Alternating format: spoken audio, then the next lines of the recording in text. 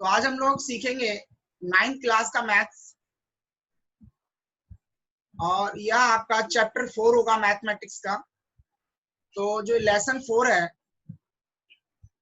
Lesson का नाम है linear equation in two variable, यानी कि दो चर वाले रैखिक समीकरण।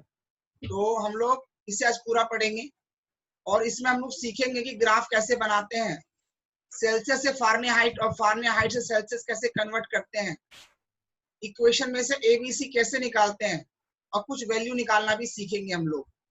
सबसे पहले इस लेसन को डिस्कस कर लेते हैं हम लोग। लेसन का नाम है टू वेरिएबल। टू वेरिएबल का मतलब क्या होता है, यानी दो चर का मतलब क्या होता है। दो चर का मतलब होता है कि इस चैप्टर में जो क्वेश्चन मिलेंगे उसमें एक्स वाई दोनों होगा, यानी दो वेरिएबल होगा। यानी उसमें जैसे 3m प्लस 4p, ऐसा दो वेरिएबल होगा, कोई भी दो चर होगा, ये होता है इसका मतलब। तो हम ये 4-5 चीज सीखेंगे इसमें। आप वीडियो को पूरा देखेंगे, आप कॉपी पेन लेकर बैठिए और जो समझ में आ जाए उसको लिखते जाइए। तो सबसे पहले हम लोग सीखेंगे फाइंड एबीसी। एबीसी कैसे निकालते हैं ये शुरू करते हैं हम लोग। तो एबीसी अगर हमें निकालना है बच्चों, तो इसके लिए तुम्हें क्वेश्चन देगा सपोज दैट कि मान लीजिए a x plus b y plus C equal to 0, इस फॉर्म में कोई भी सवाल होगा तो उसमें से हमें फाइंड करना है ए बी सी। तो इसके लिए जैसे 3x प्लस 4y प्लस 8 बराबर 0, आप एक क्वेश्चन देख पा रहे हैं।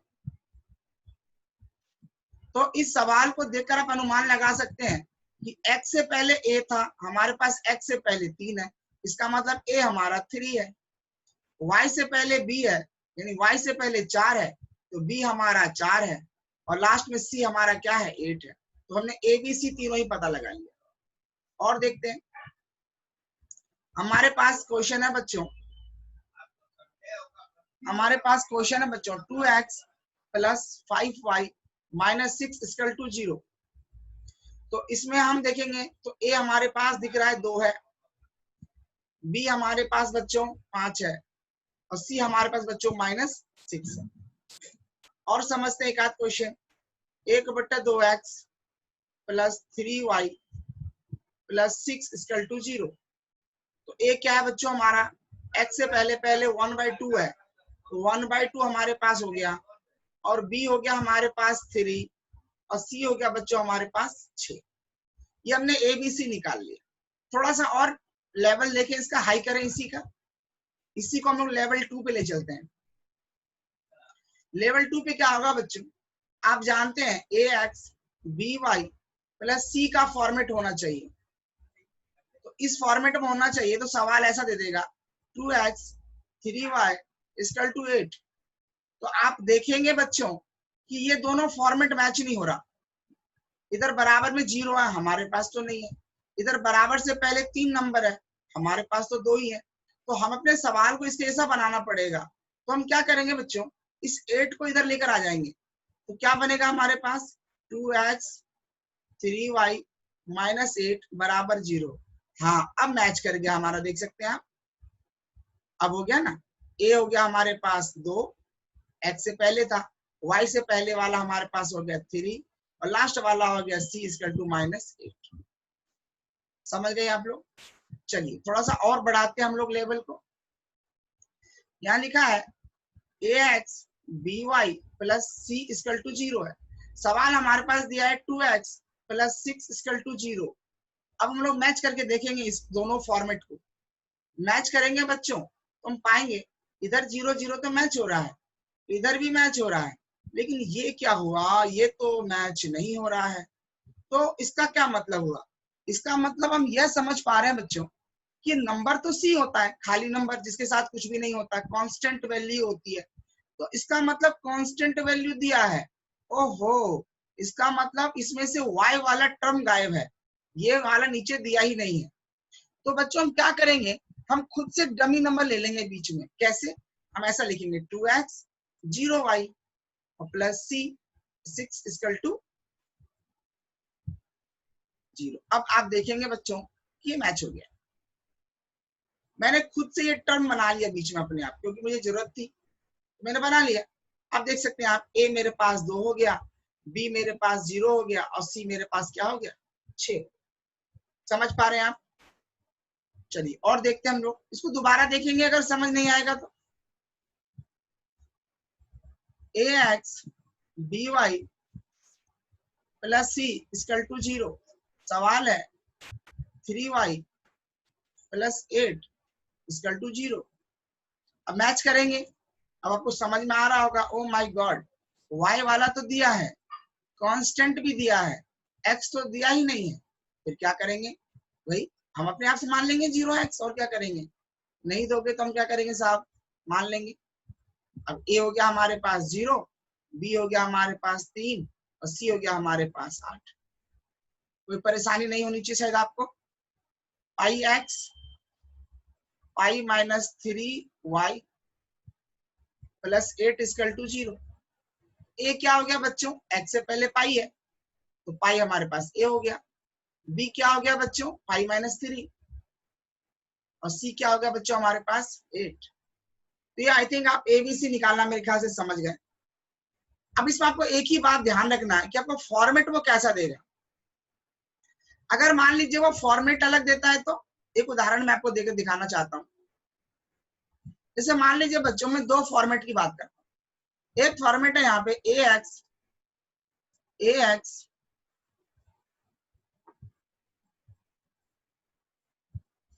by plus C equal to 0। दूसरा फॉर्मेट है बच्चों ax by equal to C. ऐसा दे रखा है। तो आपको जैसा फॉर्मेट देगा सवाल को वैसा ही बनाना पड़ेगा। उदाहरण में दिखाता हूं आपको। यहाँ लिखा है 2x 3y minus 8 equal to 0। अब आप देखिए ये किस फॉर्मेट में फिट बैठ रहा है। ये इस फॉर्मेट में फिट बैठ रहा है कि इधर 0 है, इधर 3 नंबर है, तो मैं इसको इसके नीचे उतार दूंगा बच्चों। 2x 3y minus 8 equal to 0। ए मेरा बच्चों 2 हो गया है, बी 3 हो गया है और सी माइनस 8 हो गया है। लेकिन अगर इसी सवाल को मुझे इस फॉर्मेट पे सॉल्व करना पड़ेगा तो मुझे अपने सवाल को इनके अनुसार बनाना होगा। जैसे आप स्टूडेंट है, आप मान लीजिए आपको सुबह में 9 बजे सोकर उठने की आदत है, ऐसा मान लेते हैं थोड़ी देर के लिए। लेकिन आपके जो सर जी है वो सवेर 6 बजे पढ़ाते हैं, तो अपने आप को आपको 6 बजे उठाने के लिए तैयार रखना पड़ेगा। आपको सर जी के अनुसार चलना होगा, ना कि अपने अनुसार। तो वही बात है, ये हमारे सर जी हैं, ये हम हैं, तो हमें सर जी के अनुसार चलना पड़ेगा। सर जी कह रहे हैं मैं आज 2 घंटे पढ़ाऊंगा, 1 घंटा बाद में पढ़ाऊंगा, तो हमें भी ऐसे ही बैच बनाना पड़ेगा। यहाँ पर तो 3 घंटे लगातार का हमने सोच रखा था, तो हमें क्वेश्चन के अनुसार अपने सवाल को कन्वर्ट करना होगा बच्चों। हम यहाँ लिख लेंगे 2x प्लस 3y और इस 8 को बच्चों उठाकर हम उधर रख देंगे, क्योंकि हमें इस फॉर्मेट से मैच करना है। तो हम इधर लेकर आ गए बच्चों। अब आप देख सकते हैं ए हमारा 2 हो गया, बी हमारा 3 हो गया, सी हमारा 8 हो गया। तो मेरे कहने का मतलब है बच्चों इस फॉर्मेट को ध्यान में रखना है और इस फॉर्मेट के अनुसार ही ABC आपको डिसाइड करना है। तो मुझे अब लग रहा है शायद ABC आप समझ गए होंगे। एक क्वेश्चन मैं देता हूं, आप अपने कॉपी में निकाल कर बताइए तो क्या होगा। 2x plus 3y minus 5 equal to 0। Format मेरा है ax by plus C equal to 0। आप मुझे बताइए कॉपी में ए बी और सी कितना होगा, फटाफट से निकालिए आप। मैं आपको 10 सेकंड का टाइम दे रहा हूं, जल्दी कीजिए।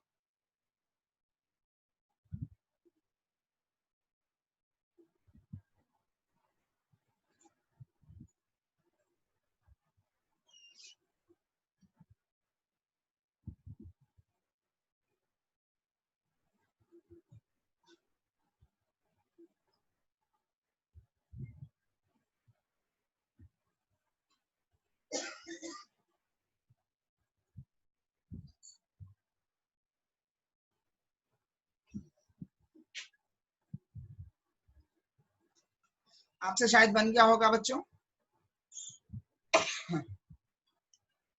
आप देख सकते हैं ए हमारा 2 हो जाएगा, बी हमारा 3 हो जाएगा, सी हमारा -5। साइन हम लेंगे, जो साइन होगा वो हम साइन लेना पड़ेगा। चलिए, तो मैंने आपसे कहा था कि मैं आपको 3-4 चीज सिखाने वाला हूँ इस वीडियो में। तो मैं आपको ABC सिखा चुका हूँ, ऐसा मान सकते हैं। ये आपको निकालना आ चुका है।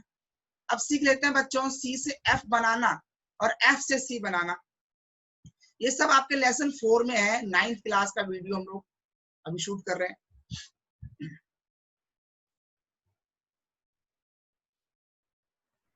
अब बच्चों हम लोग F से कन्वर्ट करके C और C से F for Fahrenheit, C for Celsius. इसको बदलने के लिए बच्चों छोटा सा फार्मूला है, कॉपी निकालिए और फटाफट लिख लीजिए उसे। फार्मूला है F बराबर 9/5C प्लस 32। बस ये एक छोटा सा फार्मूला है जो आपको याद कर लेनी। जल्दी लिखिए कॉपी में से।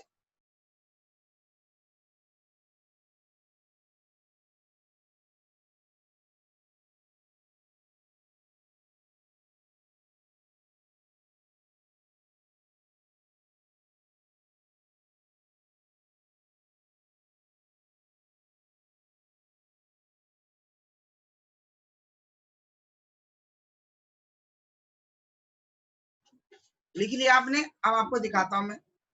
जैसे मान लीजिए 30 डिग्री सेल्सियस आपको दे दिया है, इसे आपको F में कन्वर्ट करना है। तो कैसे करेंगे बच्चों? मैंने बताया ना आपको, ये फार्मूला हमें लिख लेनी है। ये फार्मूला ही हमें बता देगा करना क्या है। तो इस फार्मूला को मैं नीचे लिख लेता हूं आपके लिए। चलिए नीचे लेकर आ गए।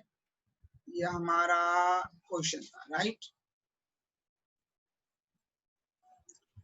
तो हमें F बनाना है। तो ऐसा करते हैं, इस फार्मूला में हम देखते हैं हमें C पता है कि F पता है। तो हम पा रहे हैं कि हमें C पता है, तो F को छोड़ दीजिए, बराबर 9/5। C की जगह 30 लिख दीजिए बच्चों, और 32। अब देखिए ये काटेंगे, 5 6 30, 9 6 54 और 32, 4 2 6 5 3 8, 86 फारेनहाइट हो गया। हो गया, बहुत सिंपल।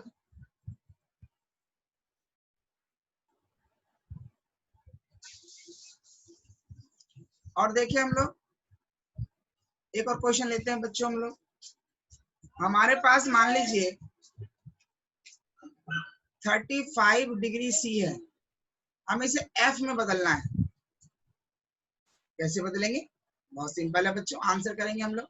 आप यहाँ पे जब भी मैथ्स का काम करें, यहाँ सॉल्यूशन लिख दीजिए, that I am doing solution. तो हम लोग F equal to 9/5 C plus 32 लिखेंगे बच्चों। हमें गिवन क्या है बच्चों? हमें C गिवन है। तो C गिवन है तो हम लोग C डाल देंगे यहाँ पर।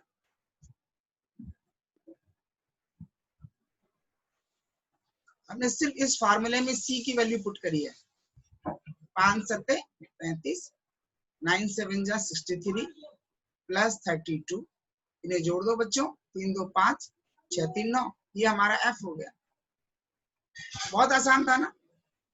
चलिए अब ऐसा करते हैं, हमें यह पता लग चुका है बच्चों इसमें कि F और C कैसे बदलते हैं।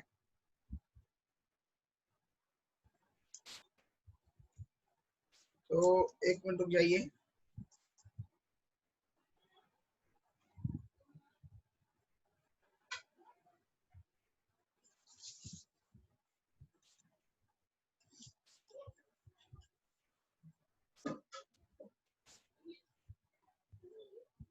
तो बच्चों अब मैं आपको F दे देता हूं 95, और अब आपको C बताना है। C कितना होगा? तो बहुत सिंपल है बच्चों, वही फार्मूला फिर से लिख दीजिए, सेम फार्मूला। फार्मूला क्या है बच्चों? F बराबर 9/5C प्लस 32। अब हमें F पता है बच्चों, तो F की जगह हम F की वैल्यू डाल देंगे।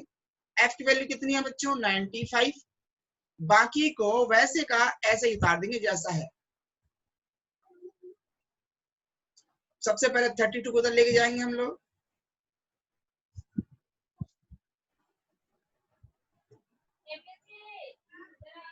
32 हम लोग इधर लेस कर देंगे बच्चों।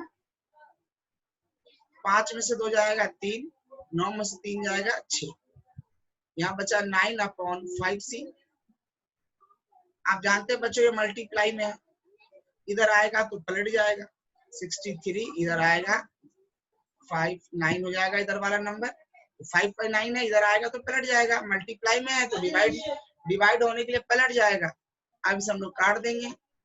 9 7 63, 7 5 35 डिग्री सेल्सियस।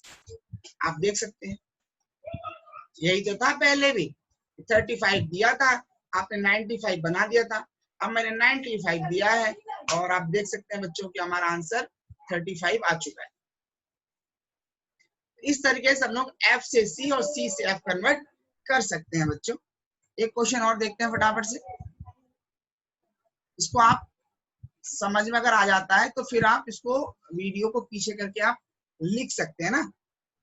अब हमारे पास है बच्चों 0 डिग्री सेल्सियस, इसको F में कन्वर्ट करना है, तो फार्मूला तो याद ही है आपको, F equal to 9/5C plus 32, यही ना फार्मूला है, देख लीजिए F equal to 9/5C plus 32, यहाँ आप ब्रैकेट लगा देंगे तो और अच्छा होगा। अब बच्चों हमारे पास हमें C पता है, F रहने दीजिए 9/5, C की वैल्यू कितनी है बच्चों 0 प्लस 32, अब जानते हैं 0 से गुना भाग होगा तो 0 ही बन जाएगा, वो बन जाएगा ना 0 ही, तो 0 ही हो गया, तो 32 ही बचा। F की वैल्यू बच्चों ओवरऑल आपकी 32 आ गई।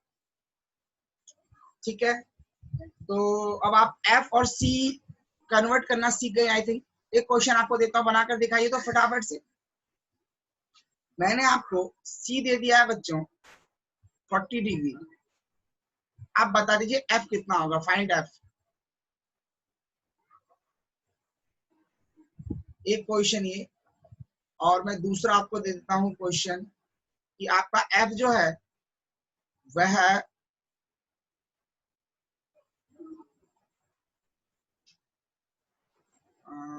F मैं आपको दे दूं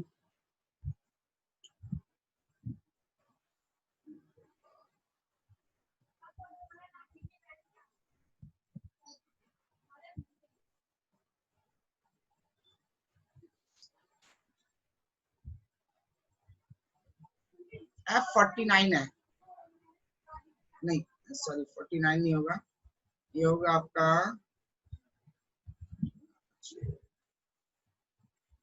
113 डिग्री है F।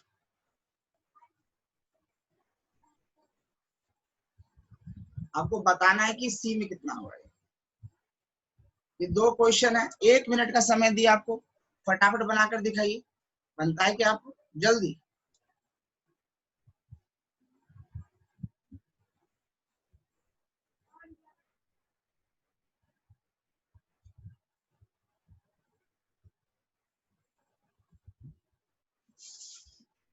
फॉर्मूला आपके सामने है,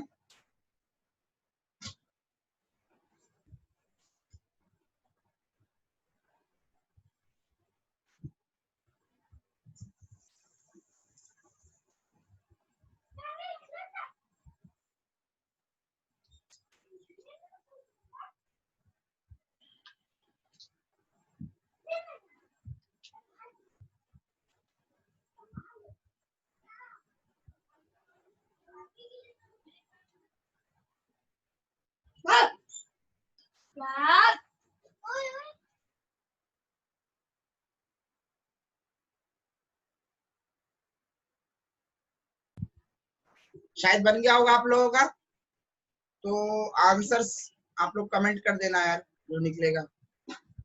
हम लोग आगे बढ़ाते वीडियो को बच्चों, टाइम भी हो रहा है। तो हमने दो चीज सीख ली हैं जो जो मैंने आपको लिस्ट दी थी, उनमें से जो हमने एक सीखा वो हमने सीखा ABC निकालना और C से F कन्वर्ट करना।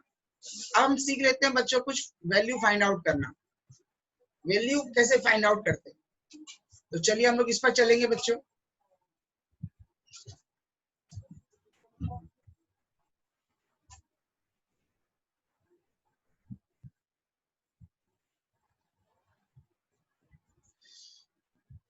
तो इसके लिए क्या करेंगे बच्चों, बहुत सिंपल सवाल देगा आपको, 3x plus 4y equal to k, बोलेगा अगर x इक्वल टू 1 है, y इक्वल टू 0 है, फाइंड k।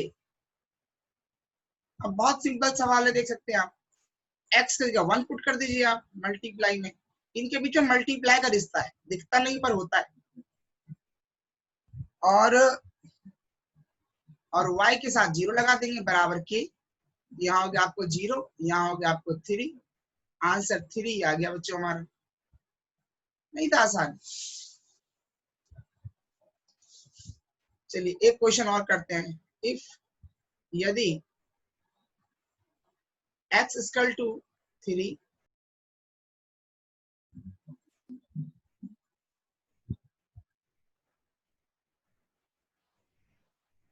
हाँ जी, तो मैं बता रहा था आपको कि वैल्यू फाइंड आउट करना है,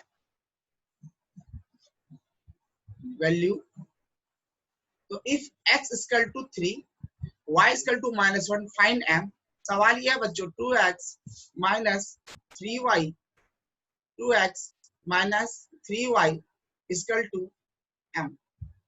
हमें इस सवाल का आंसर बताना है कि आंसर क्या होगा।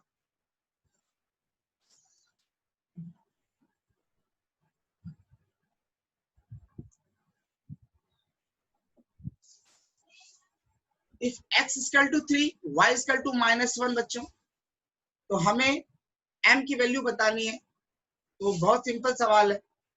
हम क्या करने वाले हैं बच्चों, हम क्या करने वाले हैं कि इस सवाल को लिखेंगे 2x minus 3y equal to m। अब x की वैल्यू 3 है बच्चों, x की जगह पे 3 रख दीजिए आप। y की वैल्यू क्या है बच्चों, y की वैल्यू -1 दे रखा है उन्होंने, तो y की जगह हम लोग -1 पुट कर देते हैं, बाकी सेम रहेगा। अब 2 3 जा 6, 3 1 जा 3, माइनस के मल्टीप्लाई माइनस से करेंगे प्लस हो जाएगा, m की वैल्यू 9 आ जाएगी। आप देख सकते हैं, दिस इज योर आंसर। बहुत आसान है, कठिन तो कुछ है ही नहीं। मैं डिट्टो आपके बुक का क्वेश्चन देता हूं आपको। ये 4.2 का 4th क्वेश्चन है।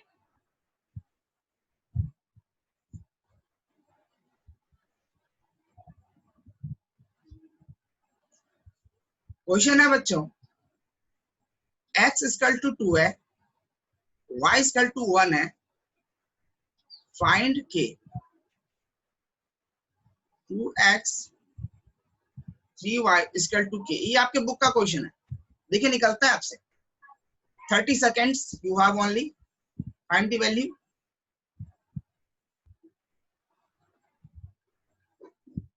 Do fast। You need to find the value of k, x and y are given, just find the value of k।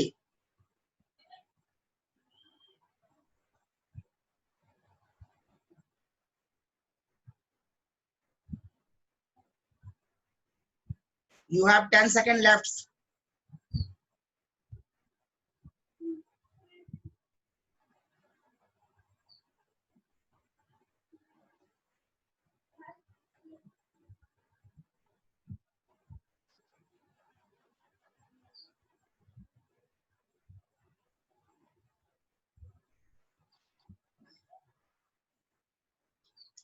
चलिए करके देखें, शायद आपने कर लिया होगा। इन वीडियो को जो बच्चे YouTube पे देखेंगे अपना आंसर कमेंट करेंगे वो लोग क्वेश्चन नंबर डालकर। x की वैल्यू 2 है और y की वैल्यू बच्चों 1 है। सवाल में कुछ था ही नहीं, बिल्कुल दम नहीं है सवाल में। ये बुक का क्वेश्चन है, आप समझ गए। एक आपके बुक का एक और क्वेश्चन है, 4.2 का 3rd क्वेश्चन है। क्वेश्चन है x minus 2y equal to 4, तो बताइए x और y की जगह पे हमें क्या पुट करना चाहिए। ऑप्शन दे रखा उन्होंने, क्या 0 और 2 पुट कर सकते हैं क्या, क्या 2 और 0 पुट कर सकते हैं क्या, क्या 4 और 0 रख सकते हैं क्या। आपको मैं से बताना हम कौन सी वैल्यू रख दें x और y की जगह पे। √2 4 √2 1 1, ये इनमें से आपको एक वैल्यू बतानी है जो इस सवाल के लिए ठीक है, फिट बैठेगा। आपको बताना है कि इनमें से कौन सा वैल्यू इसे सेटिस्फाइड कर रहा है। सेटिस्फाइड का मतलब है कि कौन सा वैल्यू है जो हम यहाँ रखेंगे तो हमारा आंसर ठीक रहेगा। ठीक है, हमें यह बताना है इस सवाल के अंदर। तो इसके लिए बच्चों हमें चेक करना पड़ता है बार बार। जैसे इस सवाल को आपने कुछ 2-3 बार लिख लीजिए आप ऐसे, x minus 2y equal to 4 एक बार लिखा, x minus 2y equal to 4 दो बार लिखा, x minus 2y equal to 4 तीन बार लिखा, x minus 2y equal to 4 ऐसे लिख लीजिए 3-4 बार। और आप क्या कीजिए, आप तो जानते हैं कोऑर्डिनेट ज्योमेट्री में कि पहला वाला x होता है, दूसरा वाला y होता है। तो आप अपनी मर्जी से x की जगह 0 पुट कीजिए। तो पुट करके देखते हैं हम लोग पहले। तो यहाँ पे मान लेते हैं लेट, माना x बराबर 0 और y बराबर 2। तो पुट करके देखें, x बराबर 0 और y की जगह हमने 2 पुट किया। इधर 4 है तो इधर भी 4 आना चाहिए बच्चों। देखते हैं आता है कि नहीं आता है। ओ नो, माइनस हो गया। तो ये तो पॉसिबल नहीं, तो फर्स्ट इसका आंसर नहीं। हम दूसरा ट्राई करेंगे बच्चों। दूसरा क्या है, वो कह रहा है पुटिंग x जगह पे 0, सॉरी x जगह पे 2 और y जगह पे 0 पुट करना है। तो पुट करें, x जगह पे 2 पुट कर दिया हमने, y की जगह पे 0 पुट कर दिया। देखते हैं आंसर आ जाना चाहिए। ओ नो, फिर से हमारा आंसर नहीं आया, सो सैड। आप से काट दीजिए। तो दूसरा भी इसका आंसर नहीं है, इट इज नॉट पॉसिबल। लिख दीजिए नॉट पॉसिबल। ऐसे तीसरा ट्राई करते हैं, 4 0।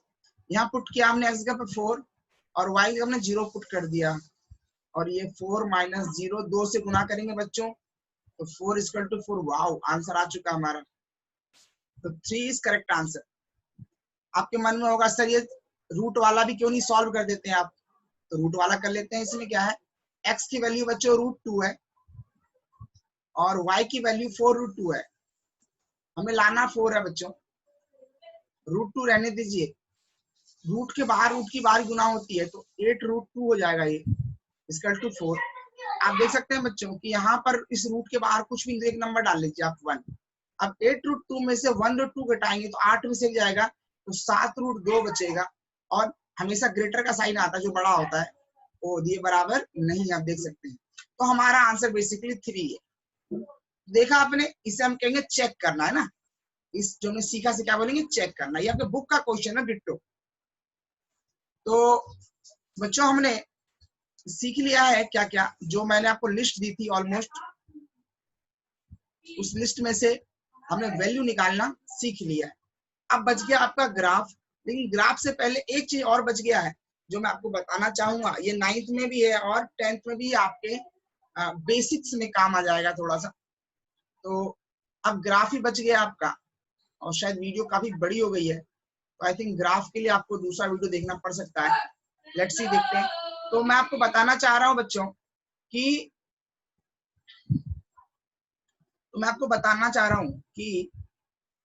ग्राफ से पहले हमें कुछ समझना होता है। कुछ टर्म्स है उसे ग्राफ्स के, जिसे हम समझ लेते हैं पहले। फर्स्ट ऑफ ऑल समझना है आपको वन सोल्यूशन,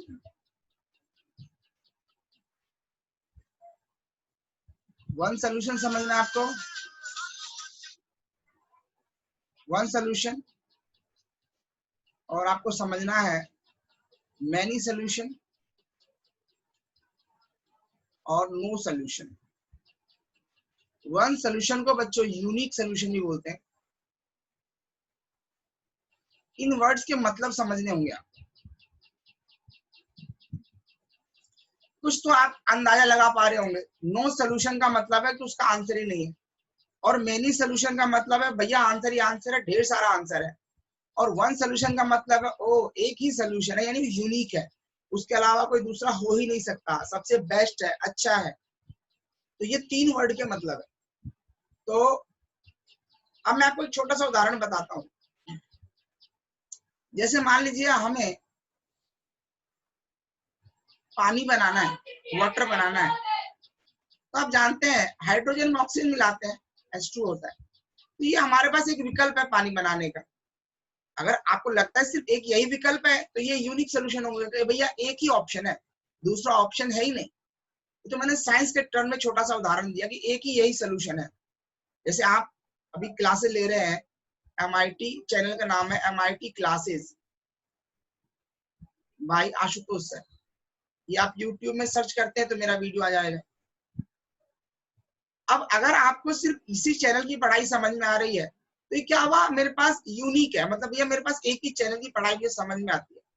और अगर आपको मान लीजिए हर जगह की पढ़ाई समझ में आती है तो इसका मतलब क्या हुआ, आपके पास बहुत सारे ऑप्शन है, सर कहीं भी लगा दो, कोई भी चैनल लगा दो।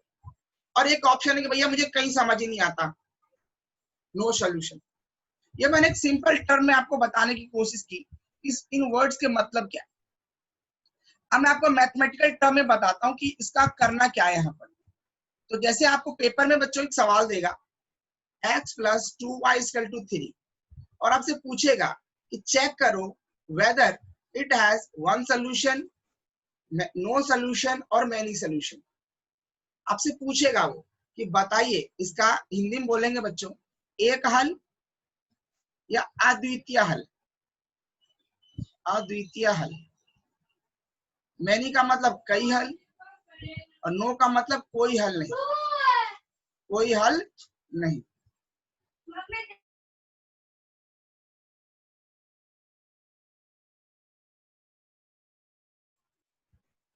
तो आपको बताना है कि इनमें से होएगा क्या, एक हल होएगा कि कोई हल नहीं होगा या फिर कई हल होंगे। इस सवाल को देखकर, ये क्वेश्चन है, ऐसा पेपर में पूछा जाता है, तो हमें बताना है कि भाई इनमें से क्या हो सकता है। तो मैं आपको करके दिखाऊंगा, बहुत सिंपल, आपको मजा आ जाएगा, बिल्कुल ही इतना आसान। आपको करना कुछ नहीं बच्चों, इस क्वेश्चन को 2-3 बार लिख लेना है। एक बार लिख लिया, ऐसे 2 बार लिख लिया, ऐसे 3 बार लिख लिया, कम से कम 3 बार तो लिख ही लो। अब आप क्या करो, अपनी मर्जी से लेट कुछ भी x जगह पे मान लो 1 मान ले, हिंदी लिखेंगे माना, x जगह पे हम 1 मान लेते हैं, तो हमने मान लिया 1 + 2y = 3, सिर्फ मैंने x जगह पे 1 रखा। अब क्या होगा, 2y रहने दीजिए बच्चों, 1 को इधर लेके आ जाइए, 3 - 1 2, y का वैल्यू आ गया है कट पिट के 1, तो y की वैल्यू आ गई है दोस्तों 1 आ गई है। दूसरा देख लेते हैं हम लोग, फिर से मान लेते हैं लेट x = 0। अगर x की जगह 0 रखे तो क्या होगा, कुछ भी रख सकते हैं। फिर क्या होगा, चलो देखते हैं, x जगह मैंने 0 रख दिया, बाकी ऐसे रहने दीजिए आप। 0 उधर जाएगा तो क्या होगा, जुड़ेगा तो उतना ही रह जाएगा, 3 ही रह जाएगा ना, जुड़े या घटे उससे क्या फर्क पड़ता है, 3 ही रह गया। तो y की वैल्यू आ गई बच्चों 3/2। चलिए x जगह पे कुछ और मान लेते हैं, मान लेते हैं x जगह पे कुछ भी मान सकते हैं, 5 मान लीजिए आप इसमें कोई वैसा चीज नहीं कि क्या माने, कुछ भी मान सकते हैं आप, माइनस में मान सकते हैं, प्लस में मान सकते हैं, नो इश्यू। हम पुट करेंगे बच्चों x के पे 5, 2y = 3, 5 को इधर भेजिए, 3 - 5 जो बाद में जाएगा बाद में लिखा जाएगा, इस बात का ध्यान रखेंगे आप, तो -2। तो y की वैल्यू कितनी आ गई बच्चों, -2/2, तो y की वैल्यू कितनी होगी, -1। तो आपने देखा कि जब मैंने x की जगह पे कई वैल्यू रखी, मैंने x की जगह पे 3 वैल्यू रखी और मैंने y का भी 3 वैल्यू प्राप्त कर लिया। इसका क्या मतलब हुआ, इसका मतलब ये हुआ कि अगर मैं और भी x की जगह पे वैल्यू रखता जाऊंगा तो y की वैल्यू आती जाएगी। इसका मतलब इसके तो बहुत सोल्यूशन है यार, एक तो नहीं बहुत सोल्यूशन है। इसका मतलब इस क्वेश्चन के मेनी सोल्यूशन। समझ गए आप? ऐसा करने के बाद आप लिखोगे it shows that equation has many solution. Hindi में सकते हैं, यह दर्शाता है कि, दिखाता है कि समीकरण के कई हल हैं।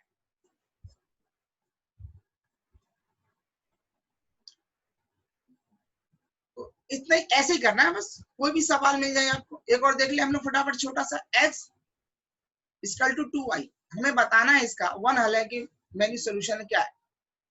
तो आप क्या करेंगे बच्चों इस सवाल में,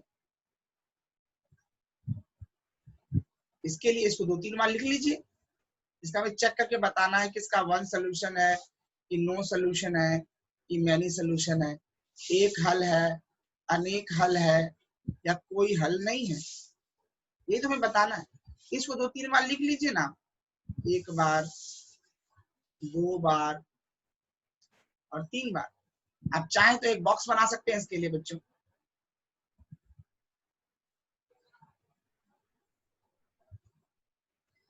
अब x और y, अच्छा ये x की जगह हम मान लीजिए, x की जगह पे क्यों रखना, y की जगह पे रख दीजिए। y की जगह मान लीजिए मैं रख देता हूँ 3, तो मैंने y इक्वल टू क्या रख दिया है 3, 2 और 3 तो 6, तो x की वैल्यू बच्चों कितनी आ गई है 6 आ गई। फिर से रख देता हूँ, y इक्वल टू 1 रख दिया, तो y इक्वल टू 1 रखेंगे हो जाएगी 2, x की वैल्यू आ गई 2, रखा कितना था मैंने 1।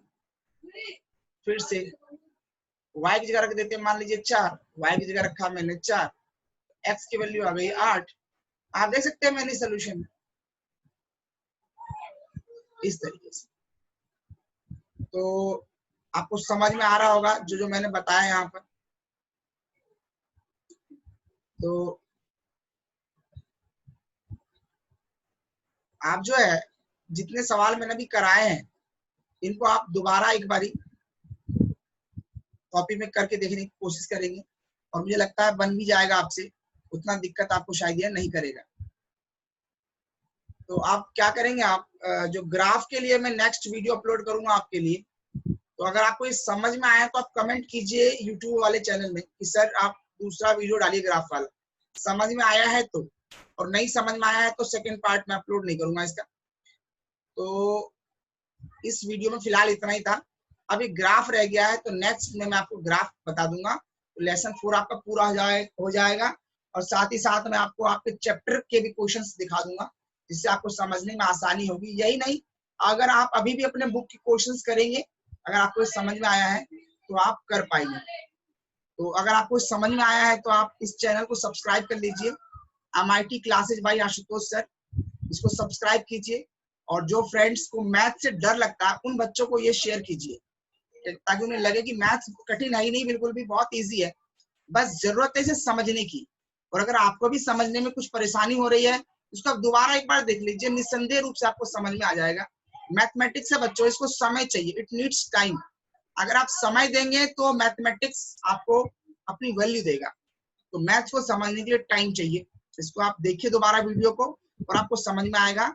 शेयर, सब्सक्राइब और वो बेल आइकन, घंटी वाला क्या होता है आइकन, उसे भी दबा देना, जिससे क्या नोटिफिकेशन आता है थी। तो चलिए आज के लिए इतना काफी है। Thank you for watching.